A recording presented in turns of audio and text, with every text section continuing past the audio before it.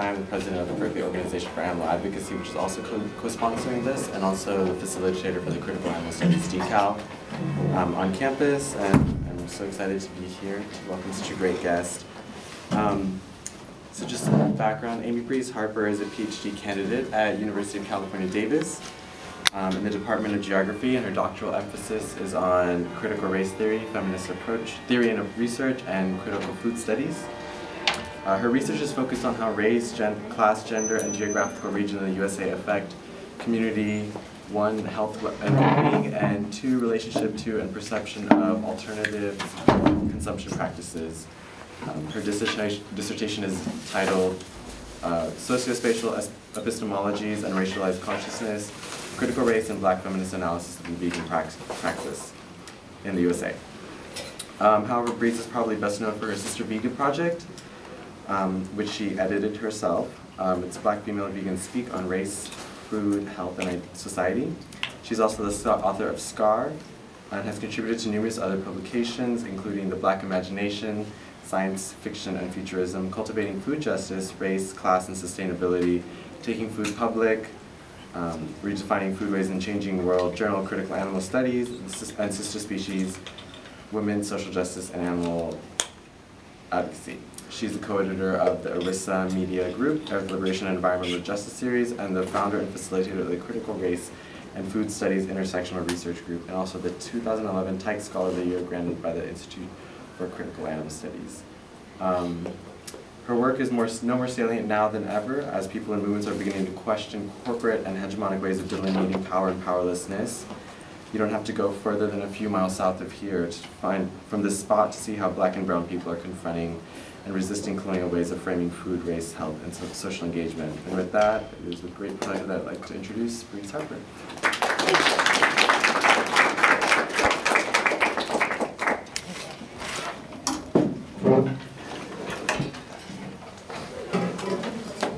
Well, I am happy to be here, and I just wanted to let people know that I'm recording this, and I'm not sure if anyone's comfortable, if no one's comfortable with this. We're recording the Q&A session. You can let me know and I'll turn it off. I won't be recording anyone's faces, but if you want your voice to be on here, because I upload all of my videos, then let me know, okay?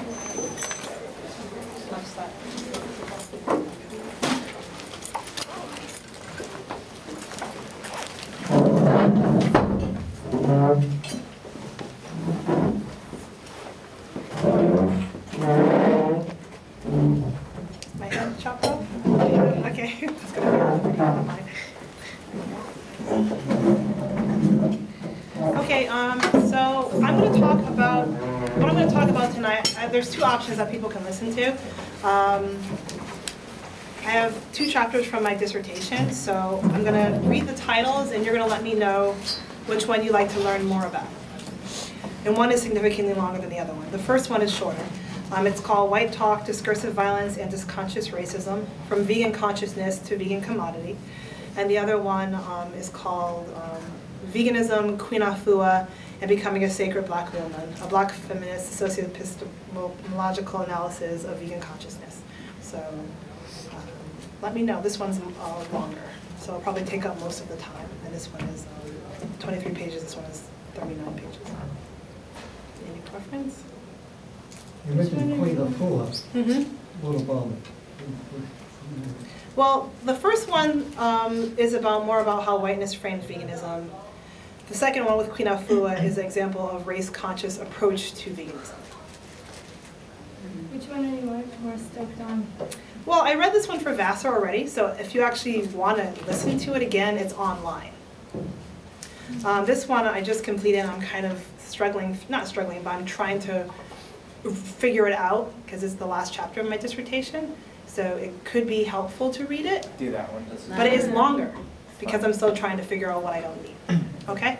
Okay, so I come to this chapter because the first two chapters of the dissertation kind of talk about the problems of whiteness in the animal rights and vegan movement. And then this chapter kind of looks at, well, what does race-conscious veganism look like? And I'm looking at this woman named Queen Afua and her work. In her book, Demonic Grounds, McKittrick conveys that black women in the USA and Canada live in countries that were built politically and materially within a white supremacist, anti-black, and colonial logic. She writes, quote, "Black matters are spatial matters, and while we all produce, know, and negotiate space, albeit on different terms, geographies in the diaspora are accentuated by racist paradigms of the past and their ongoing hierarchical patterns," end quote. And I'm a geographer, by the way, so you're going to hear a lot about space and sociospatial. These ongoing hierarchical patterns produce ways of knowing that are uniquely racialized and sexualized.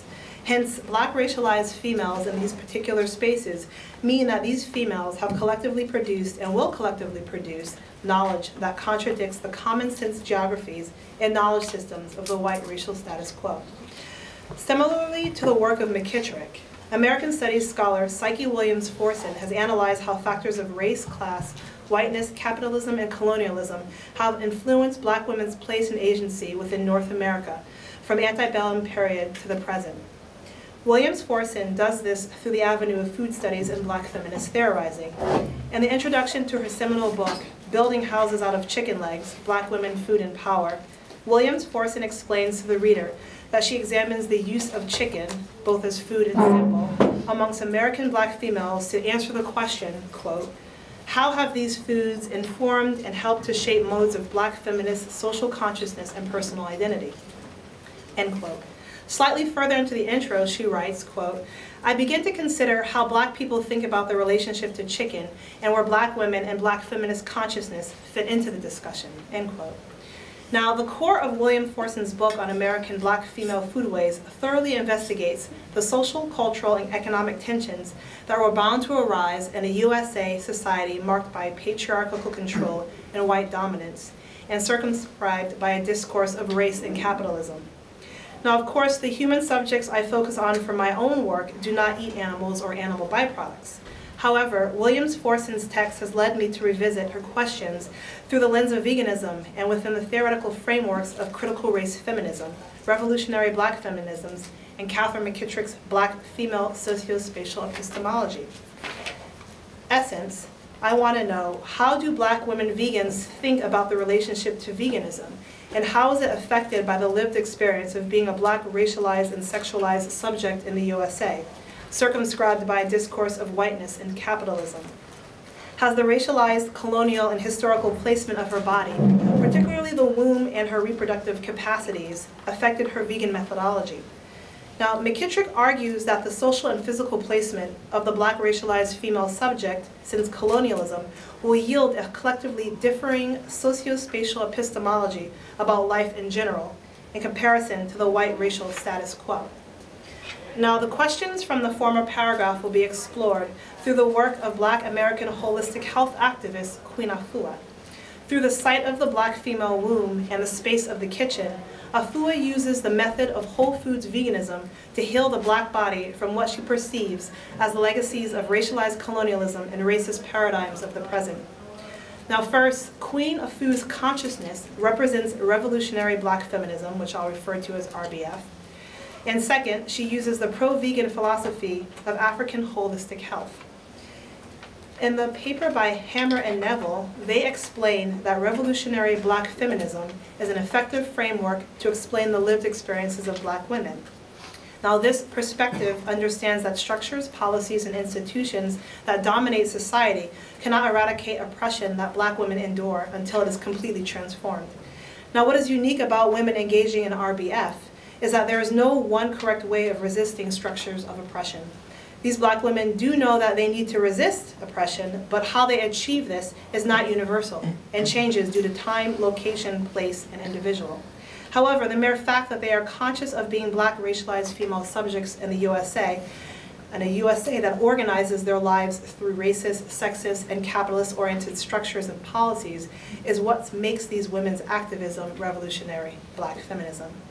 In essence, they feel that they need to create revolutionary thinking and methods to achieve freedom. Realizing how capitalist restructuring within a colonial logic has changed over time, yet simultaneously continues to damage the black female's womb health, is how Queen Afua fights back. Now, in a carnicentric USA, and carnicentric means a society based on eating and consuming animals, proposing a vegan diet is revolutionary. Through an African holistic healing pro-woman consciousness and the method of whole foods veganism, Afua has chosen her revolutionary weapons to reclaim the space of the womb and the kitchen. Now, basically I have to describe what African holistic health is. So this is a methodology that approaches the emotional and physical health of people of African descent, which she'll sometimes refer to as Black people or Afrikaan, from an Afrocentric point of view.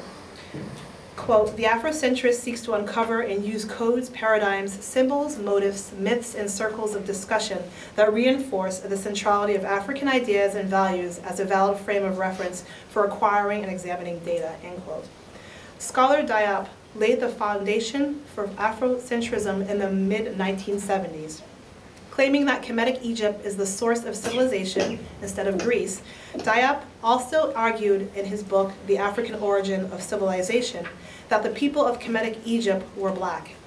Afrocentrism frames Blackness and people of African descent within a positive light, claiming that Black people in the Western world come from a lineage of intellectual and physical greatness, despite being told otherwise by anti-Black and white supremacist-based Western society that never looks at how pre-colonial Africa and Africans have significantly and positively influenced science, art, philosophy, etc. of the modern world.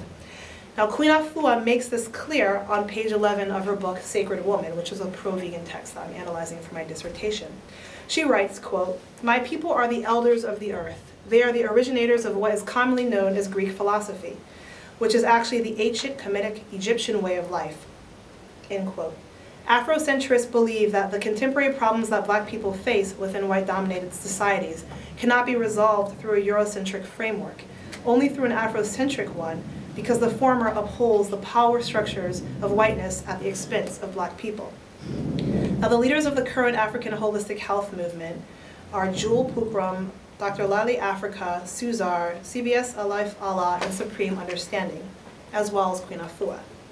And what these authors and scholars, activists have in common are several things in the scholarship that I'm looking at. Is that it's authored by people of African descent.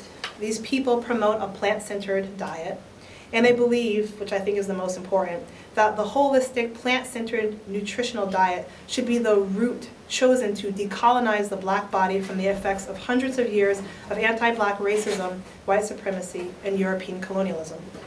In this canon, such effects are described as racialized health disparities, environmental racism, corporate capitalism, white colonizers' diet, and neocolonialism. Most importantly, the leaders in the African holistic health movement advocate a healing of the Black psyche from the emotional and mental chaos and pain that they believe racialized colonialism has caused to the collective Black community in the USA. One of these values is that the carnicentric industrialized diet is not the true diet of African peoples. Plant-centered holistic diets are. Now, Queen Afua's conscious decision to integrate veganism into womb-healing food regimens came from her own experience when she was a youth and experienced the worst menstrual cramps on the planet. However, she changed her diet and writes, quote, by the time I was 18 years old, I had stopped eating flesh and had become a complete vegetarian. That's when I ceased passing clots of blood, end quote. And then she eventually has become a raw foodist. And since then, she's dedicated her life to healing the womb of mostly women of African descent. And you see this in her book, Sacred Woman, which is pro-vegan and came out in 2000. Now, Sacred Woman is a comprehensive guide to teach African women how to become queen of one's womb health through a vegan diet, as well as Kemetic spiritual and exercise practices, ultimately becoming a queen of one's health. Now, it's over 400 pages long, and it has many different chapters that not just look at food, but looks at spiritual practices, exercise, proper clothing, particular types of colors to wear to kind of produce a positive healing energy. But what I like about the book is that it is very much centered on food and nutrition and looking at veganism. In the preface of Sacred Woman, Queen Afua explains to her readers that, quote, the state of your womb reflects the state of your life, end quote, and goes on to argue that a guidebook will help women, quote, protect our wombs from inner and outer oppressions, end quote. Always emphasizing Kemetic Egyptian roots, what Afua wants the book to achieve is to teach black women that holistic eating and veganism does not necessarily have a white Eurocentric genealogy. Instead, her preface creates an imagined community that supposedly existed during pre-colonial era in which black Africans were in control of their spiritual, physical, and mental health. Now, Afua asserts that if black women incorporate the principles of this pre-colonial Kemetic vegan healing system into their wombs, they will be giving birth to a type of black African body and community that supposedly existed before transatlantic slavery. Afua's RBF seeks to dismantle the mainstream U.S. ideology that positions European allopathic methods as the only and best choices that black females have. Intervening with the Kemetic healing system throws a wrench in the taken-for-granted Eurocentric healing and carnicentric food ideologies of mainstream America that she believes is destroying black females' ability to achieve womb wellness. And for those of you who don't know, black females have much higher rates of fibroid tumors in their wombs than the general female population. And I'm one of those women who had been diagnosed when I was 23. And I actually fell into veganism because I was introduced to Queen Afua's particular take on veganism. And I shrank them. I actually cured my womb health through her. So this is not just like theory I'm spouting out. I actually used her to kind of cure my health and become more open and understanding of how everything is connected. So for Afua and her followers, a future of womb wellness for black people cannot be found within a nation whose history and spaces were constructed out of the rape and enslavement of the black female womb. A nation, black feminist scholar Patricia Hill Collins argues, in which racism and capitalism continue to organize the spaces and lives of black Americans.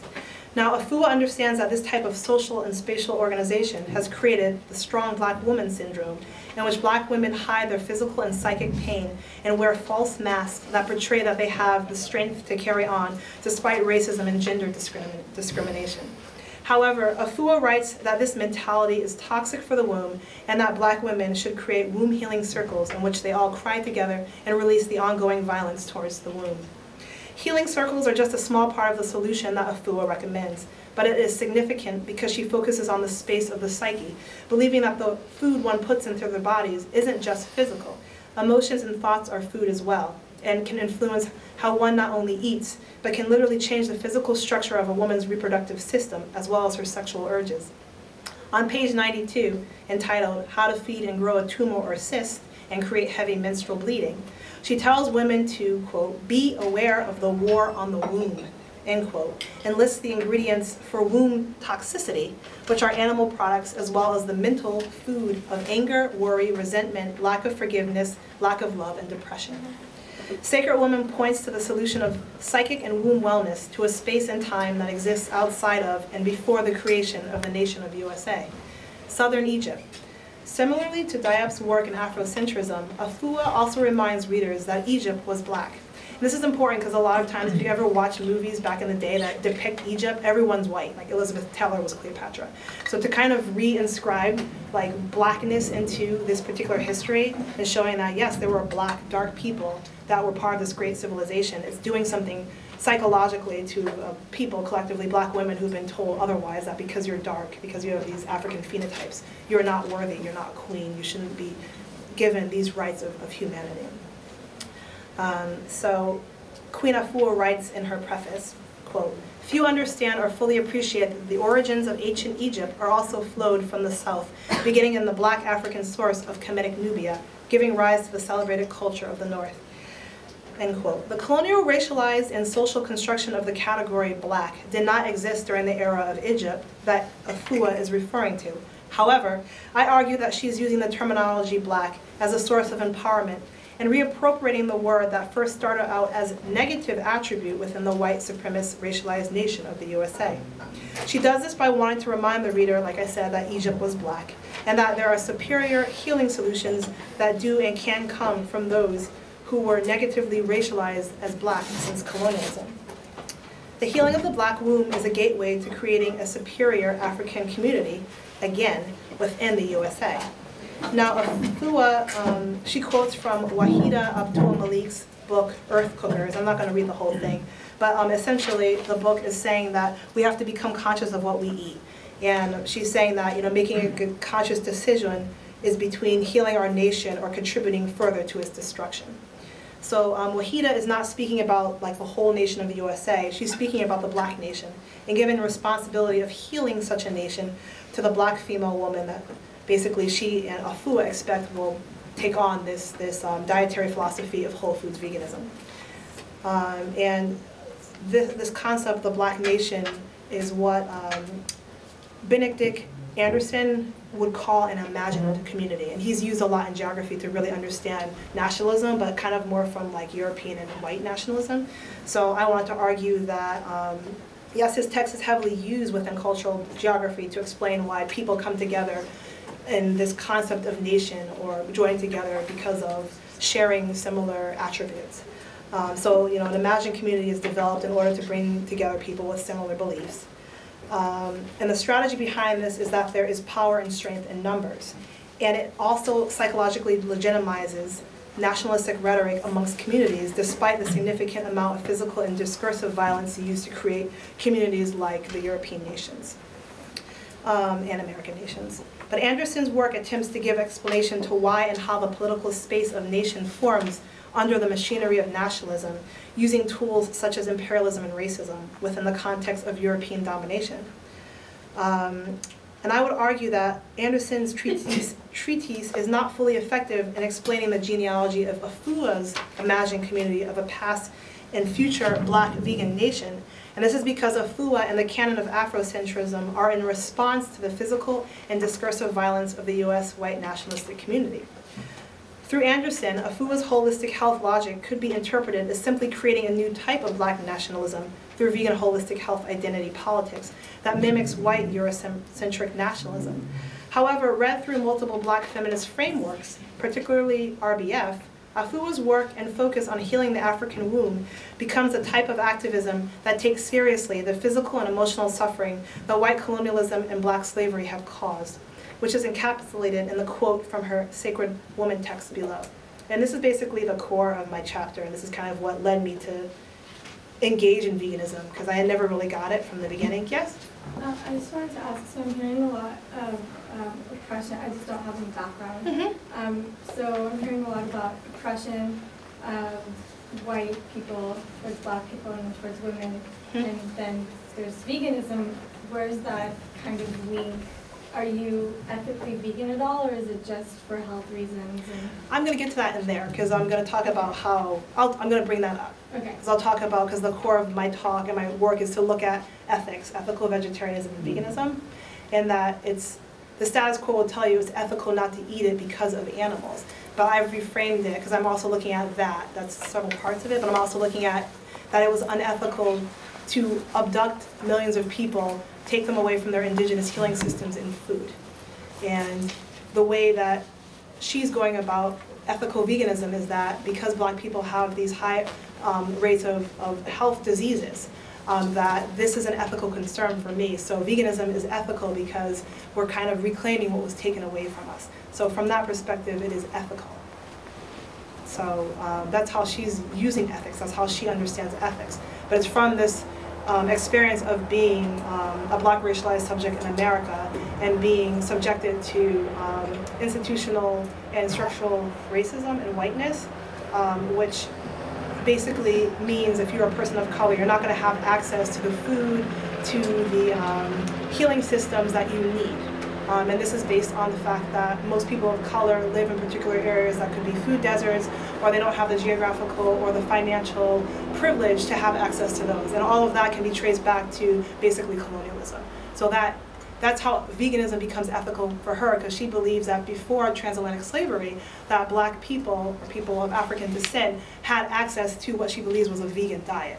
So to actually be ripped from your motherland and forced into a carnicentric colonial ideal, or the USA, is unethical. So this created bad effects on her health. So now we're going to use veganism to kind of reclaim that health.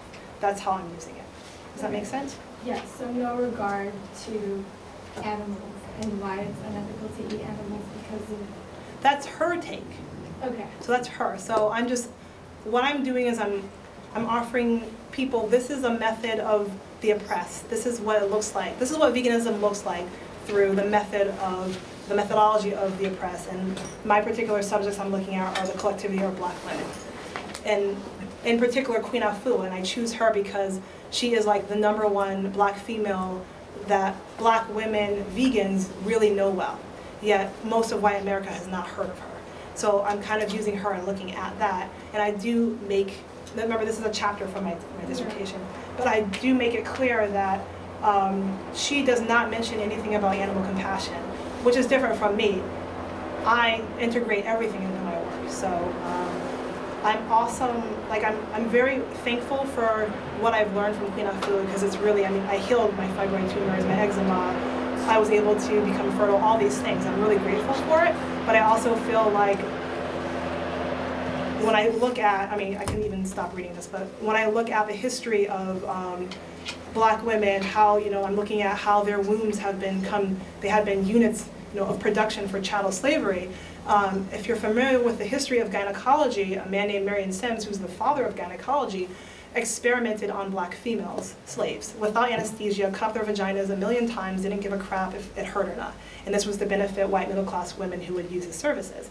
And I have a lecture in the video which I talk about, well, isn't this interesting? If this happens to black women back in the day, why is vivisection on non-human animals okay? And that's kind of how I started thinking about like taking a black feminist approach to understanding non-human animal experimentation, to answer your question. Okay? This is good because it's helping me think through, and like feel free to stop me because like what I'm doing is this is part of my dissertation chapter and I'm kind of working through it. So yeah. So you mentioned that you fell into veganism through her. Mm-hmm. So where are you now in that spectrum? I'm still a practitioner of veganism.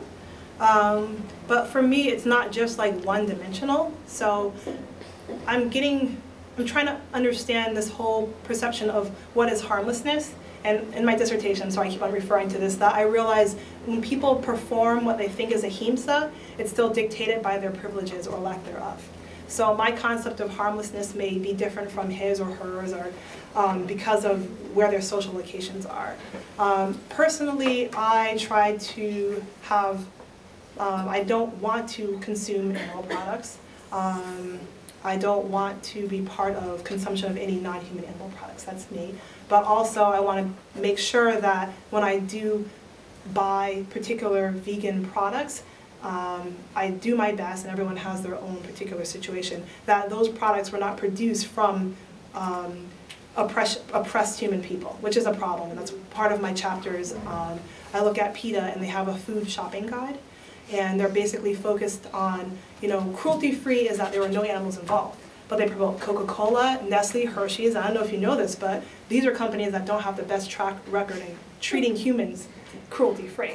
So that's when I kind of begin to look at how I practice veganism and this concept of harmlessness. And, you know, what about PETA, and I actually consider it a white neoliberal framing of veganism, what about that irks so many people of color, working class people, when they see the term cruelty-free? Then look at all of these products that actually, yes, they don't involve non-human animals, but they involve many things, including getting vegan commodities that are actually contingent upon exploited labor of people of color, working class people, all that stuff. Does that make sense? Yeah, so that's where I am right now. I'm just like, and it's hard, so, but I'm trying. Yes? Yeah, and when you were talking about like gynecology though being founded on experimenting on black women, like it just seems like really reminiscent to me of like the fact that like the entire study of anthropology began with eugenics and then later was Nazi experiments on Jews, and like I just wonder if there's anything that's discovered without humans or animals. Well, I mean, that's not my field, so I actually don't know. I'm more interested in, with the work I do, I'm more interested on the reasons why people do or do not, mostly do practice veganism. Then I'm also interested in why veganism, for me, I don't think is universally possible for everybody. For me, I'm just interested literally like why is it I see there's a particular demographic that believes that veganism is the way, but it's this way, it's the PETA way. And then I see another demographic like Queen Afua's constituency, veganism is this way. Or I see people who may be dietary vegans, but for instance, there are a lot of people I know, I mean most people, some way, shape, or form, you've taken some drug or used something that has a history that's been connected to the suffering of human beings and non-human animals. So I'm interested in how people rationalize what they do and why they do it, and how it's connected to their own race, gender, and class privileges. Does that make sense? So I can't really answer your question if it's possible to have particular types of medical advancements without having done that, because that's not really my focus. I could probably, after, if you email me, I could point you to literature where people have those moral arguments, but that's, for me, I'm gonna be honest, I can't answer that. So basically the choices people make to justify using the benefits of some oppressions and not others.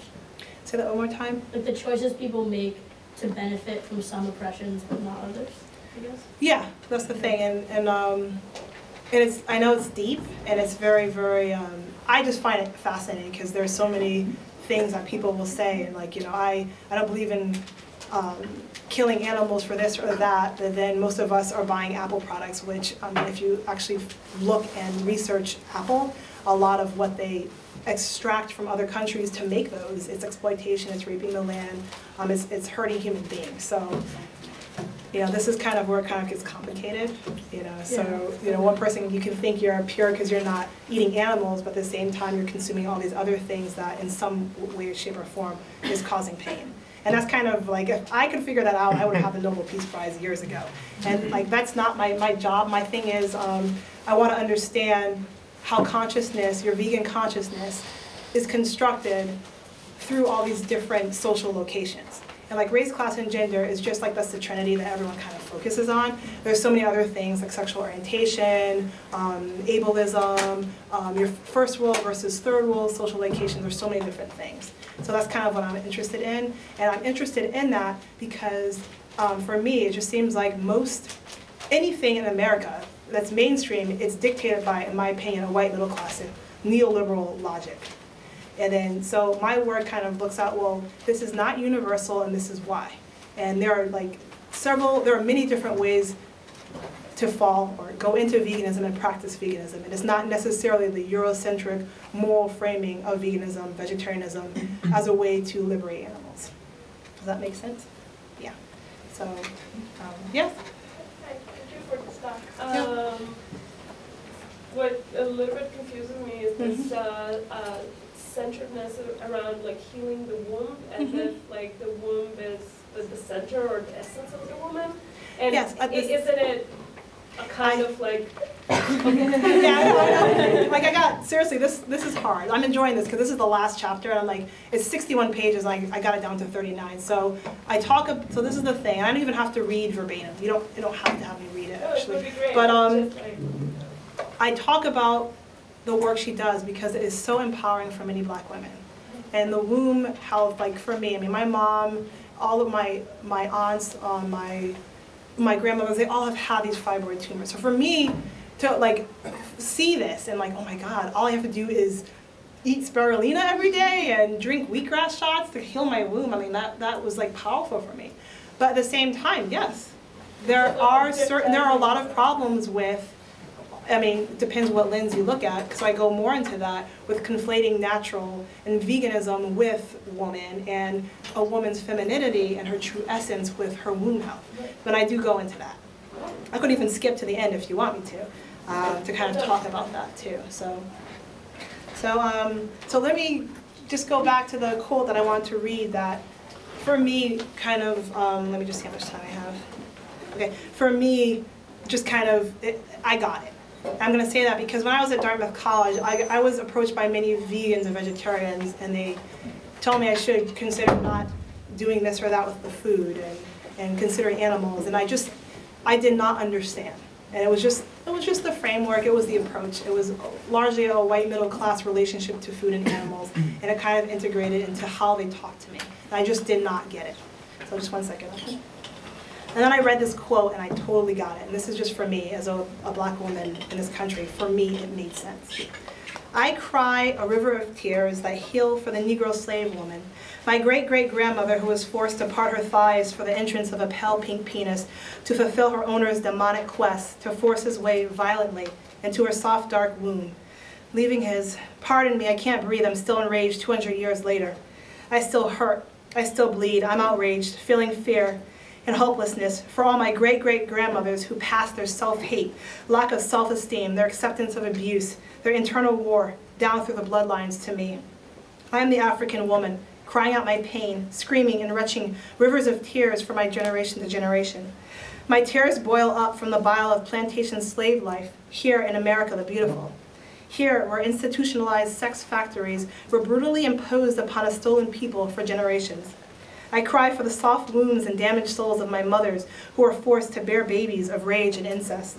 They were womb casualties in a 400-year war that damaged them down to their DNA. The wounds go so deep within the wombs of the womenfolk of my tribe. I'm praying to wombs that carried on even after self-inflicted and societal womb violations, wounds that carried on with only one ovary left to fend for itself due to inner toxicity.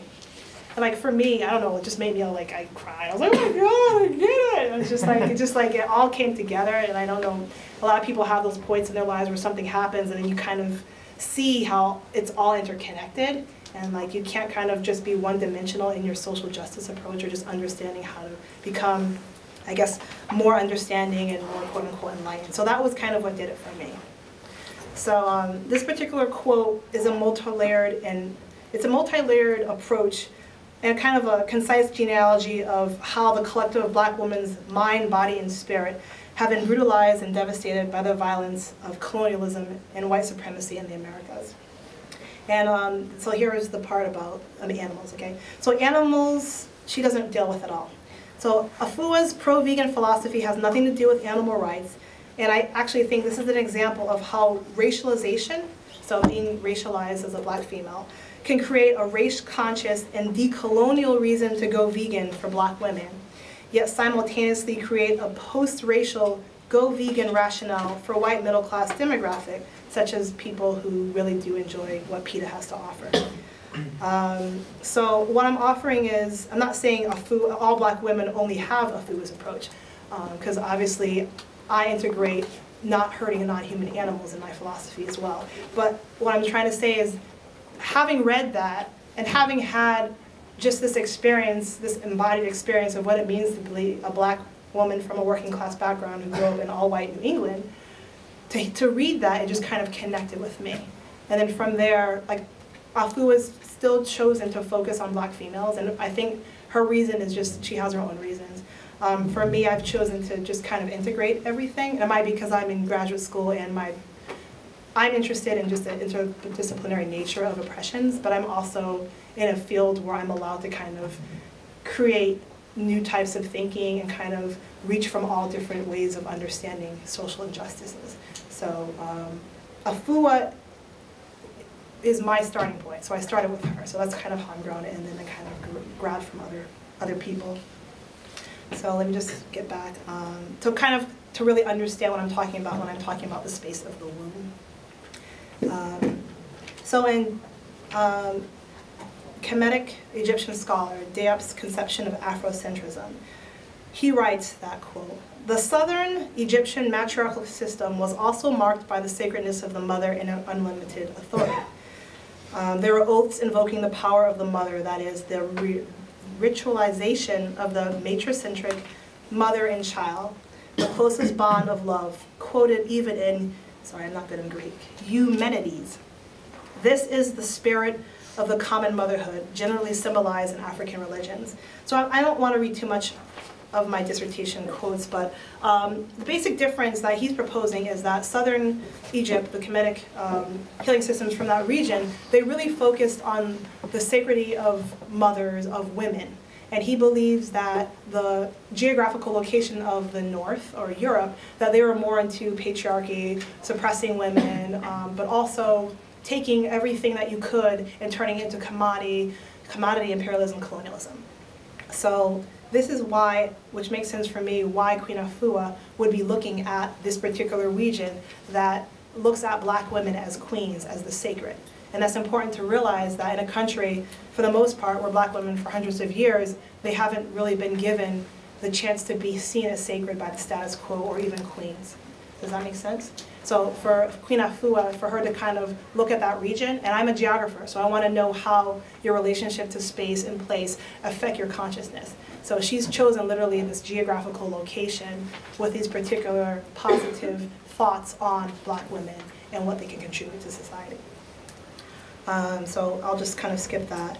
And what I want to say is that, you know, transatlantic slavery took all of that away. Now this is not what I quote unquote believe, this is what Queen Afua believes, just to reiterate that. So this is what she believes, is that this is what transatlantic slavery did. And part of the Southern Egyptian healing system, like I said, she believes that they were all raw food vegans. And that's what they did, to heal their bodies and become fertile and not have these fibroid tumor problems that you see such high rates of in the black female community. So I'm going to skip to the parts that I really wanted to emphasize, which someone had brought up, you know, the problems of kind of conflating femininity with nature, with the womb, and then also touch on the whole concept of, you know, well, how was health and veganism, how was, you know, a health approach to veganism ethical? So, so here it is. Veganism is part of the ethical consumption movement. And for mainstream vegans and vegetarians, not eating animals is unethical because they feel that it causes animals to suffer. Now for Queen Afua, causing unnecessary suffering to For the mainstream activists, causing unnecessary suffering to non-human animals becomes an ethical issue for pro-vegan animal rights activists.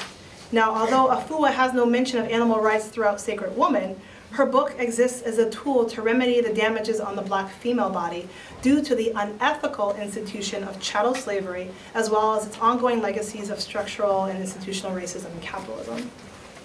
So although Afua is engaging in veganism as a health activist and veganism for the sake of health, this is still an ethical issue within the framework of revolutionary black feminism. Like I had said before, for her, if black people had never been forcibly removed from Africa and enslaved by Europeans, then they would have continued a khemetic way of life that supposedly abhorred animal flesh and animal byproducts.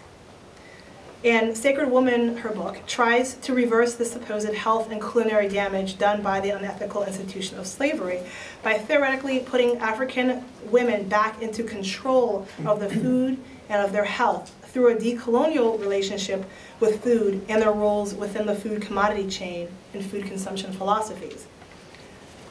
So I'm just going to kind of skip ahead because a lot of what I talked about, because people had asked questions, it's written in here.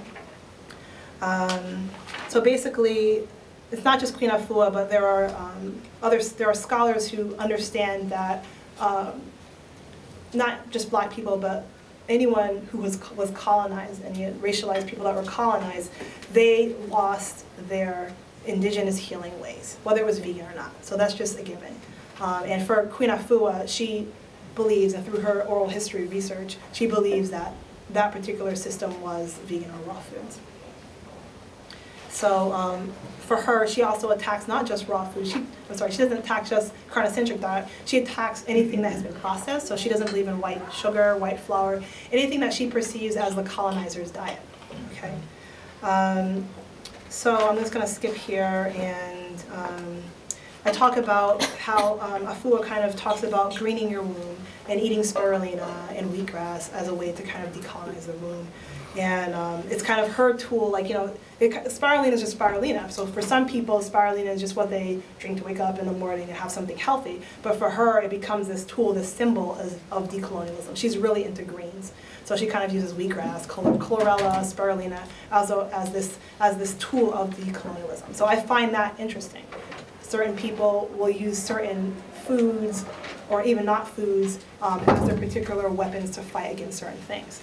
And there are many people of African descent who are omnivorous and use certain foods and things to try to defeat what they think was the colonizers' influence on their bodies. Like I said, I'm specifically just interested in how, like, this race consciousness kind of manifests within particular black women's vegan philosophies. So I wanted to actually skip to some of the parts that I actually feel are problematic with her work. So she actually begins, she tells women that we are going to turn our kitchen into a laboratory of healing.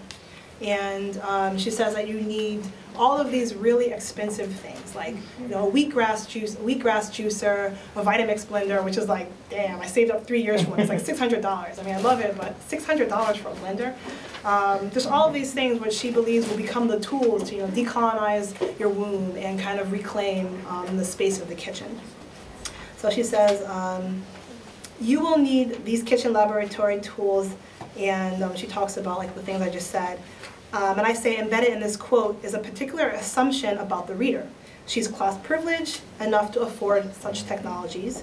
These items can easily run over $500, which makes her requirements restrictive towards a significant number of women of African descent.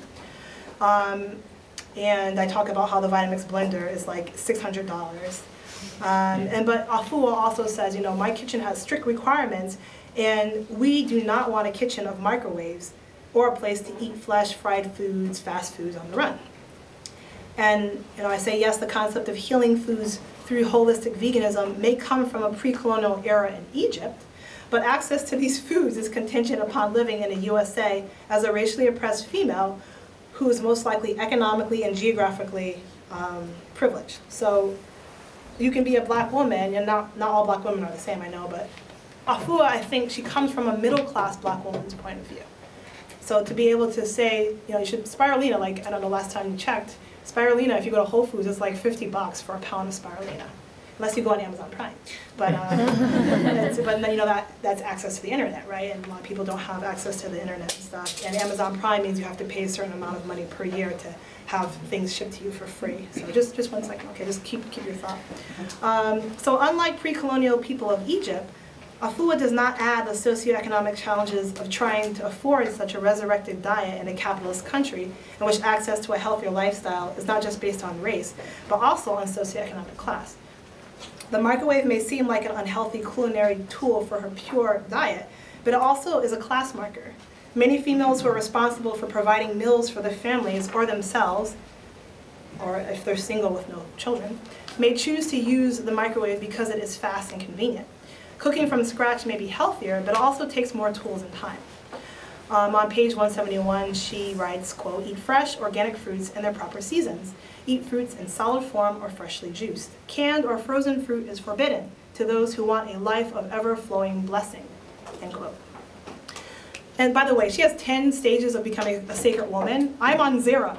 So like, I tried the best that I could, and everyone has like what their excuse is, but like, I think I got to like stage 1, and that's how I cured my fibroid. Then I was like, okay, I cured my eczema, okay, that's cool. And I started kind of getting interested in other things, so. And like, coming from a lower middle class background, living in Berkeley, like or at the time I was in Cambridge, I could have done it, but then kind of other things I was more interested in. So anyway, her statement about no canned fruit, no canned vegetables, immediately assumes that black females have the monetary and geographical access to fresh fruits and vegetables. And most of the new literature out on farmers markets and race and class accessibility, you'll see that those who still have most access to it are the white middle class. So it's just interesting that she kind of makes that statement in 2000. So for me, it's difficult to see if Afua is aware of how her kind of middle class sensibility affects her black racialized consciousness. Her position on how all black females should eat a raw diet using rather expensive foods and equipment is covertly suggesting that the culinary tools of working class black women need to be reformed. So anyway, my advisor and my committee asked me to kind of bring in the class element. So this was, for me, the most interesting, because a lot of people kind of think of each race as monolithic and not kind of thinking about class and sexual orientation. So I kind of wanted to bring in this, just like because when I talk about whiteness, I'm talking about a specific type. I'm talking about white, middle class, neoliberal whiteness, which if you're interested, I'll talk about later during the Q&A, or I can direct you to my dissertation when it's published. So when I talk about whiteness, I'm not talking about like all white looking people. I'm talking about a particular system of belief and a particular demographic that kind of adheres to that system of belief. So I'm looking at white, middle class kind of neoliberalism. Does that make sense? Okay. So So for me, it was difficult to kind of see how Afua was kind of recognizing, socioeconomic class impediments. So there's no doubt that Afua is engaging in revolutionary Black feminism and decolonial activism. However, her vegan decolonial methodology of the oppressed is indeed a vegan decolonial methodology of the racially oppressed, but a specific socioeconomically class privileged and sexual orientation privileged demographic. So